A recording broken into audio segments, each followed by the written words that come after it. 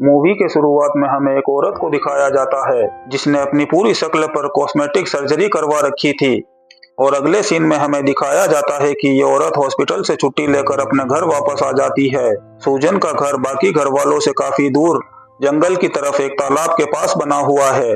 इसके साथ हम देखते हैं कि उसके दो जुड़वा बेटे भी थे। एक का नाम लुक्स और दूसरे का नाम एलिस होता है। अब जब अपनी मॉम की ऐसी हालत देखते हैं तो वो दोनों बच्चे डर जाते हैं क्योंकि सूजन की आंखें और नाक छोड़कर पूरा फेस पट्टियों से ढका हुआ था। इस वक्त उन्हें अपनी मॉम का बर्ताव भी थोड़ा अजीब लग रहा था क्योंकि सूजन इस वक्त सिर्फ एलिस से ही बात कर रही होती है और उसी का ध्यान रखे जा रही थी और अपने दूसरे बेटे लॉक्स पर बिल्कुल भी फोकस नहीं करती है। इसके अलावा एलिस के साथ उसकी मॉम काफी ज्यादा रूड बिहेव भी करती है और उसकी कोई बात नहीं मानने पर उसे मारती भी थी। अब ऐसी हरकतें देखने के बाद दोनों बच्चों को लगने लगा था कि शायद ये उसकी मॉम है ही नहीं और अपना शक दूर करने के लिए वो दोनों बच्चे अपना दिमाग लगाते हैं और अपनी मॉम के साथ एक गेम खेलना शुरू करते हैं। इस गेम में एक कागज के टुकड़े पर उसने एक नाम लिखकर उसके सर पर चिपका दिया जाता है और सामने वाले को वो अक्सर क्या लिखा हुआ है उसे गैस करना होगा। अब दोनों बच्चे अपनी मॉम का ही नाम लिखकर उसके सर पर चिपका देते हैं और हिंट देते हैं कि एक रेडियो आर्टिस्ट है। इनके दो जुड़वा बच्चे भी है लेकिन वो औरत खुद के नाम को ही गैस नहीं कर पाती जिसकी वजह से इन दोनों बच्चों का शक यकीन में बदल जाता है। अब इन दोनों बच्चों को लगने लगता है कि ये कोई और औरत है और अब ये दोनों बच्चे पता लगाना चाहते हैं कि आखिर उसकी असली मॉम कहाँ पर है। इसके बाद लुक्स और एलिस जाकर प्यारी सी एक बिल्ली को अपने घर लेकर आते हैं और उसे अपनी मॉम से छुपाते हुए सीधा अपने रूम में लेकर जाते हैं। लेकिन जब सुबह होती है तो ये दोनों बच्चे अपनी बिल्ली को ढूंढते हैं। इनकी बिल्ली कहीं गायब हो जाती है। ये बच्चे पूरे घर में उस बिल्ली को ढूंढने लगते हैं। तब इन्हें घर के एक कोने में उस बिल्ली की लाश मिलती है और इस हरकत से इन बच्चों का शक और भी ज्यादा यकीन में बदल जाता है क्योंकि एक्सीडेंट से पहले इनकी मॉम ऐसी बिल्कुल नहीं थी। वो जानवरों से बहुत प्यार किया करती थी।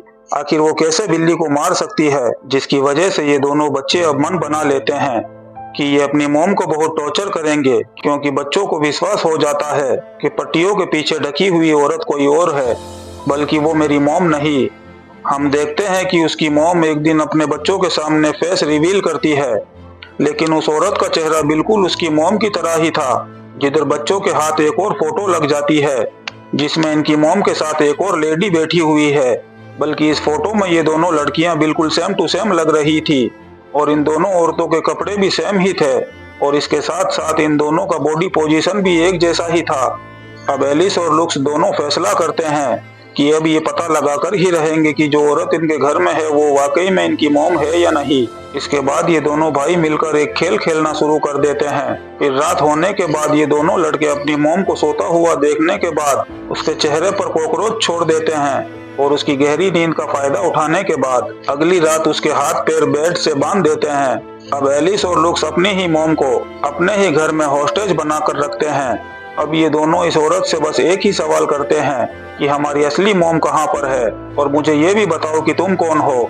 लेकिन वो औरत बार बार यही कहती है कि मैं ही तुम्हारी मॉम हूँ। आखिर तुम दोनों को क्या हो गया है, तुम मुझे पहचान क्यों नहीं रहे हो। लेकिन ये दोनों बच्चे उसकी बात नहीं सुनते और अब दोनों भाई उस औरत को बहुत ही बेरहमी के साथ धीरे धीरे टॉर्चर करना शुरू कर देते हैं।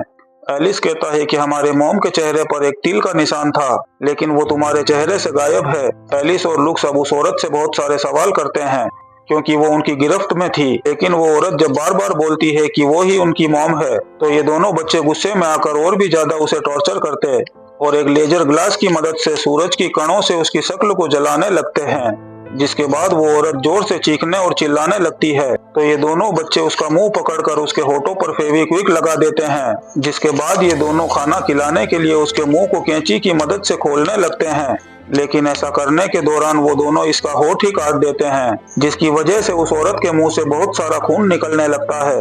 ये देखने के बाद एलिस के इंडिकेटर लग जाते हैं जिसके बाद वो उसे अपनी मॉम समझकर उसके हाथ पैर खोलने का फैसला करता है लेकिन लुक्स उसे ऐसा करने से मना कर देता है।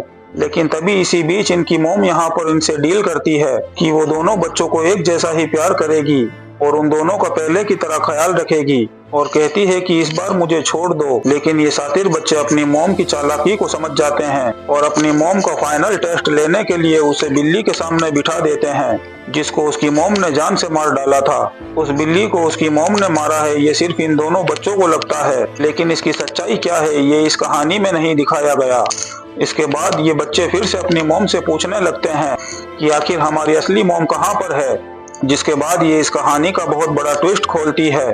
असल में हम जान पाते हैं कि एलिस अकेला ही है, ना कि उसका कोई भाई है, बल्कि उसका भाई लुक्स एक हादसे में मारा जा चुका था और उसी हादसे की वजह से उसकी मॉम का फेस भी खराब हो गया था। इसी वजह से उसको कॉस्मेटिक सर्जरी करवानी पड़ी थी, लेकिन बच्चों को अपनी मॉम की बात पर यकीन नहीं होता है।